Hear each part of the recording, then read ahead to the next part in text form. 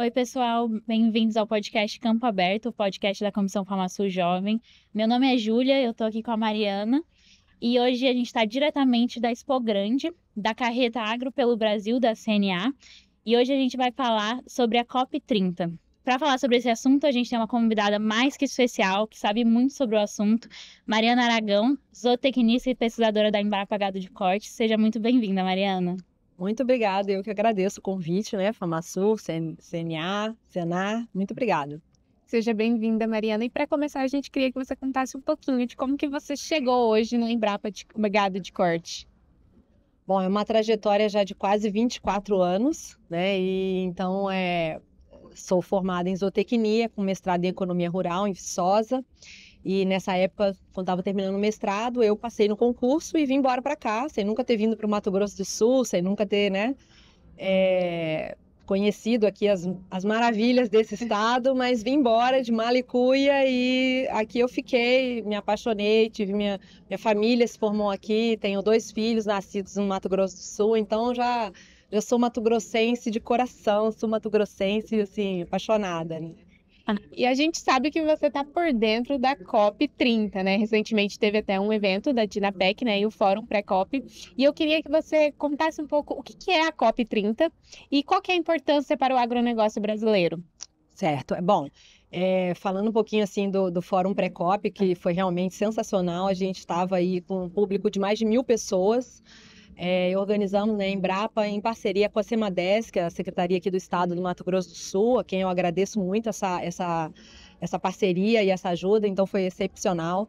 E a ideia é justamente essa, né? A gente discutir um pouco a questão da pecuária, como ela pode ser parte da solução. Então, explicando um pouco para o público o que é a COP, que a gente sabe que tem muita gente que talvez não conheça o que é. Ela é a Conferência das Partes, é um evento internacional promovido pelas Nações Unidas, com foco nas mudanças climáticas. Então, é um grande fórum onde são discutidas as questões afeitas a mudanças climáticas e quais são as estratégias que os países vão adotar para manter a temperatura, o aquecimento global limitado a 1,5%. Infelizmente, a gente sabe que a gente já estourou esse limite, né? Então, no ano passado, nós fomos acima de 1,5% e normalmente, se a gente for extrapolar os dados, normalmente quando os cientistas imaginam que a partir de agora a gente está inaugurando a década, né, ou o decênio que vamos ter com mais frequência temperaturas acima de 1,5% acima da média.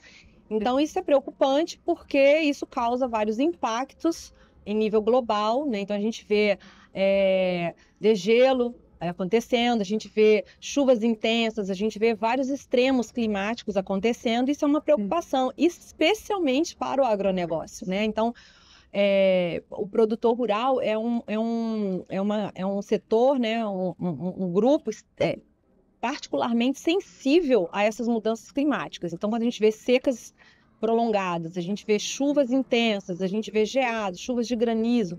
Então, isso tudo impacta muito a produção agropecuária. Por isso, a nossa preocupação e a importância da gente discutir essas questões e buscar alternativas para mitigar os problemas.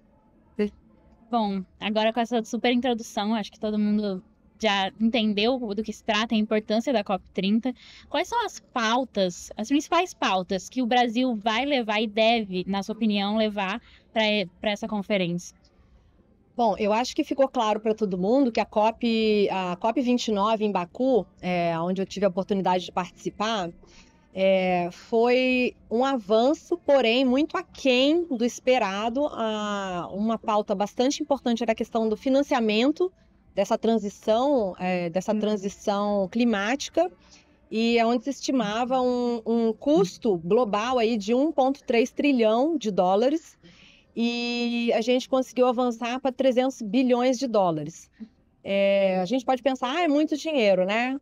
Porém, se a gente olha só o custo da guerra, isso passa de vários trilhões, não é apenas 1 trilhão, né? Então, assim, a gente tem que, como globo, como planeta, a gente tem que fazer, acho que escolhas. Se a gente quer promover a guerra ou se a gente quer promover a paz e a justiça social, a justiça climática, que isso é outra questão, né? Então a gente tem países que são extremamente afetados inclusive com a possibilidade de sumirem do mapa, né? Com a questão do degelo. Então, assim, a gravidade do assunto e a urgência do assunto requer uma ação, não adianta só mais ficar na conversa. A gente precisa realmente fazer com que a COP parta para planos de ação, e não só planos de...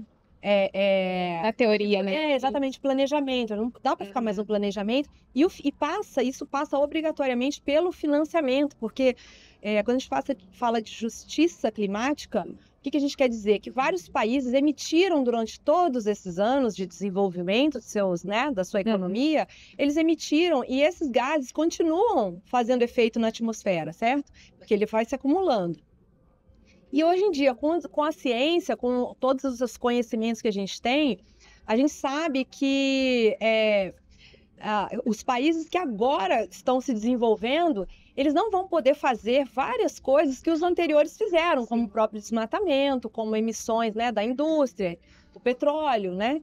Então, do ponto de vista da justiça global, entre aspas, injusto com esses países que não vão ter a mesma oportunidade de usar os recursos naturais como os países já desenvolvidos. Então, o que se busca nesse evento, na COP, é não só alavancar esse financiamento, mas também fazer de uma forma que seja justa com os países que ainda estão, né, nessa caminhada do desenvolvimento sustentável. E aí a gente vê assim, o Brasil, vocês perguntaram da pauta, né? Eu acho que é fundamental a gente tornar essa COP uma grande oportunidade, uma grande vitrine para o Brasil mostrar tudo o que já fez em termos, é claro que temos muito a fazer, mas toda a revolução que já foi feita, né, desde dos anos 50, 60, 70 até hoje, a nossa revolução foi muito intensa. Então isso precisa ser mostrado para o mundo, porque a pauta do mundo hoje, quando se fala de Brasil, é falar de floresta amazônica. E embora nós tenhamos um compromisso com o desmatamento ilegal zero, e isso é uma questão de polícia, é uma questão de reforçar as leis e fazê-la ser cumprida, a gente entende que nós somos muito mais do que isso. Então, a gente tem sistemas de integração lavoura, pecuária, floresta, a gente tem 3 safras no ano, a gente tem fixação biológica de nitrogênio, plantio direto, nós somos líderes em produção de bioinsumos, ou seja, o mundo precisa saber disso e não sabe. Eu tenho a oportunidade de participar fora do Brasil e, assim, infelizmente, a visão ainda é muito negativa. Se fala muito do desmatamento, né? E a gente precisa mostrar que não somos só isso. Temos esse problema para lidar, como temos alguns outros. Nós temos 40 milhões de hectares de pastagem degradada, isso é fato. E temos oportunidade de fazer uma transição sustentável, produzindo muito mais alimento, muito mais energia, uma matriz energética, né? Basicamente limpa, baseada em fontes renováveis de energia. Então, assim, isso tem que ser mostrado lá para fora. Legal. Eu ia até te perguntar também, porque a conferência é uma discussão, então a gente vai estar lá para discutir isso com os outros países, mas se tem esse espaço também da gente contar a nossa história do que a gente já faz, porque a gente já faz muita coisa. E o que falta, o que a gente busca fazer com iniciativas como essa da CNA, do podcast, de outras formas, é contar tudo isso que a gente faz para os outros países, porque a nossa agricultura ela é muito antiga, ela é muito importante e a gente já avançou muito. Então, acho que a COP também é um palco para a gente mostrar isso, ainda mais sendo aqui no Brasil. Acho que foi muito bom você ter esclarecido isso, foi uma dúvida minha e acredito que uma dúvida das pessoas também. Eu acho que a COP é uma oportunidade da gente comunicar além agro, né? Exatamente. Para a gente mostrar esse outro lado do agronegócio. O que a gente está fazendo de bom? Entendeu? A gente tirar um pouco essa imagem ruim do agronegócio, né? Então, ainda mais sendo aqui no Brasil. Exatamente. Né? Na verdade, assim, se você for olhar mesmo as pautas da COP, o agro, de uma forma geral, infelizmente, entra de uma forma muito pela tangente. Ele não costuma ser uma pauta principal dentro das discussões. Embora tenha um dia que seja dedicado à agricultura, de uma forma geral, ele não é a pauta principal. Sim. E eu acho que é uma oportunidade de aqui no Brasil a gente trazer justamente essa discussão, porque, por exemplo, eu faço parte do WFO, que é o World Farmers Organization, e a gente tem discutido isso lá dentro, de como a gente faz na COP do Brasil os produtores terem voz. Porque senão a gente vai ficar na discussão da questão dos grandes emissores, do petróleo, e o produtor sendo muitas vezes punido ou não ouvido, e sem entender que ele é parte da solução. Sim. E não só parte da solução, como os produtores no mundo inteiro são, como eu falei anteriormente, um grupo extremamente vulnerável às mudanças climáticas.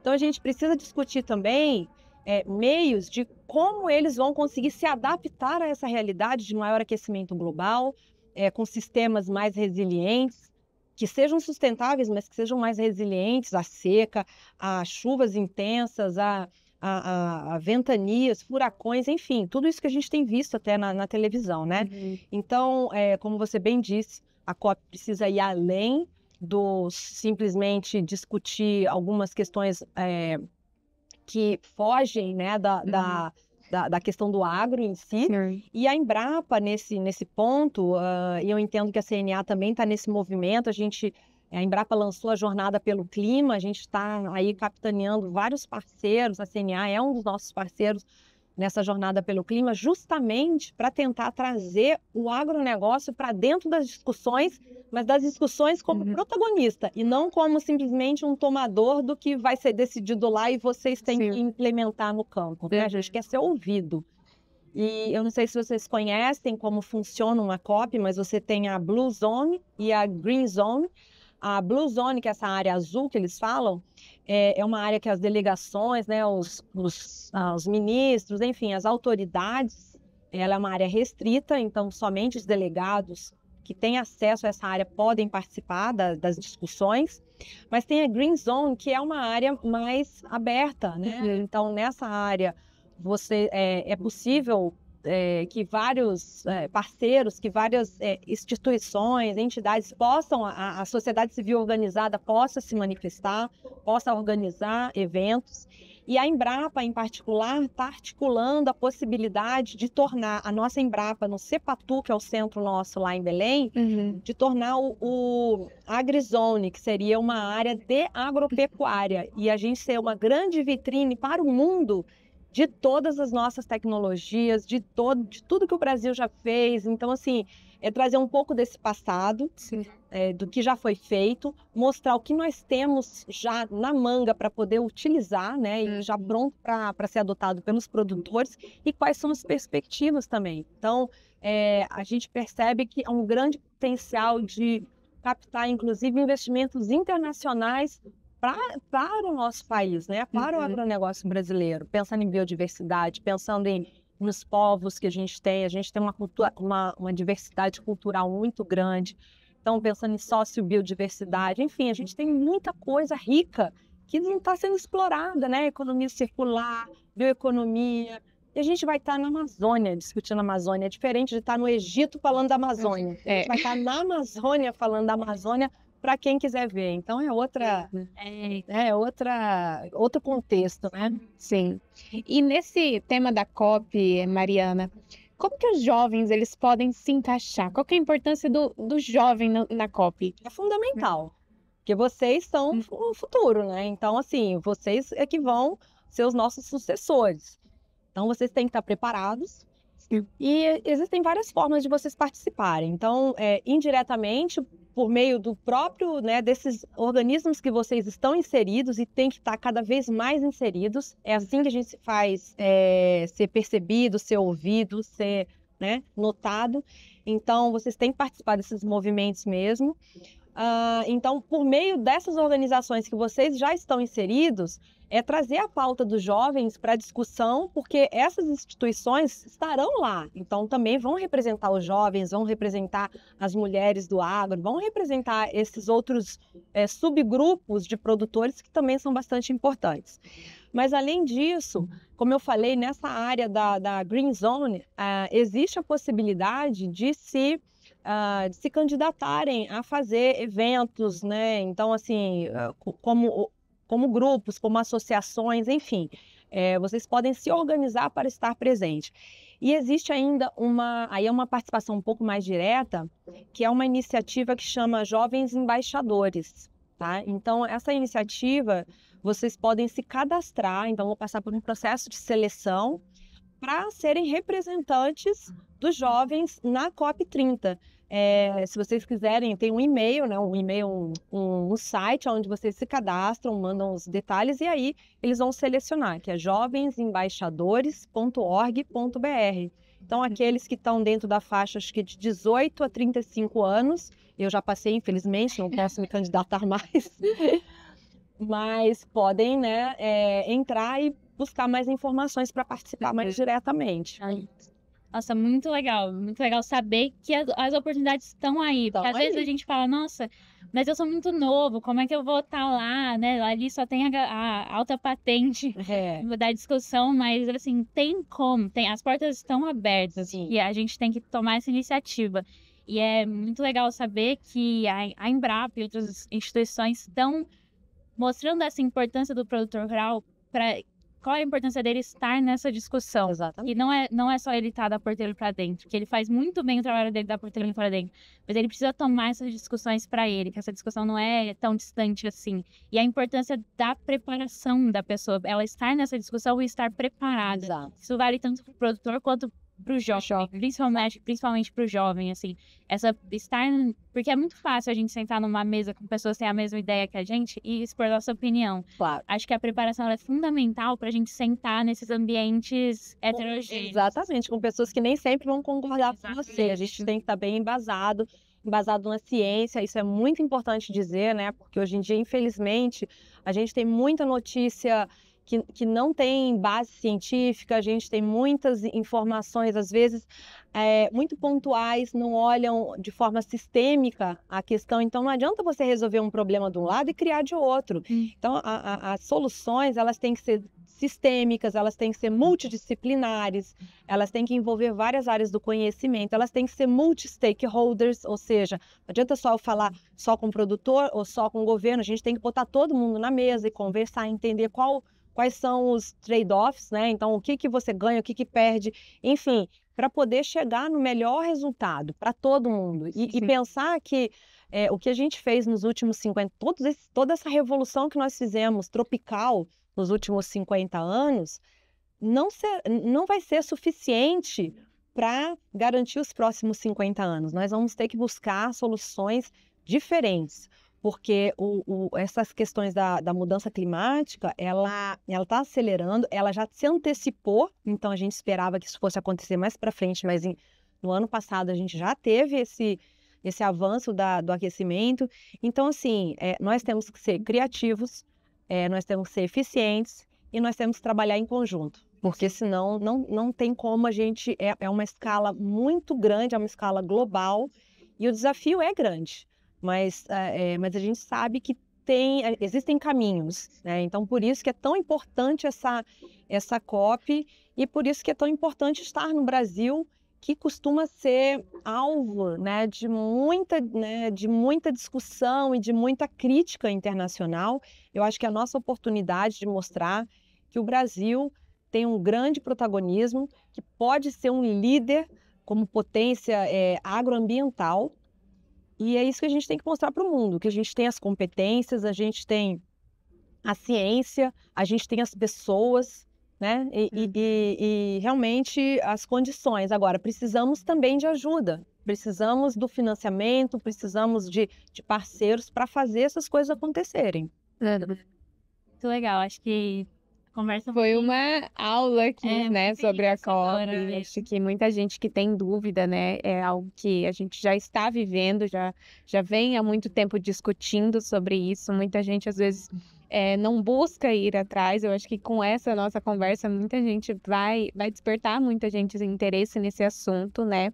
Mari, eu quero te agradecer por aceitar nosso convite, tá? E se você puder deixar uma mensagem para as pessoas, como que elas podem se engajar melhor nesses assuntos, entendeu? E a importância do produtor rural, ele se, como que eu posso dizer?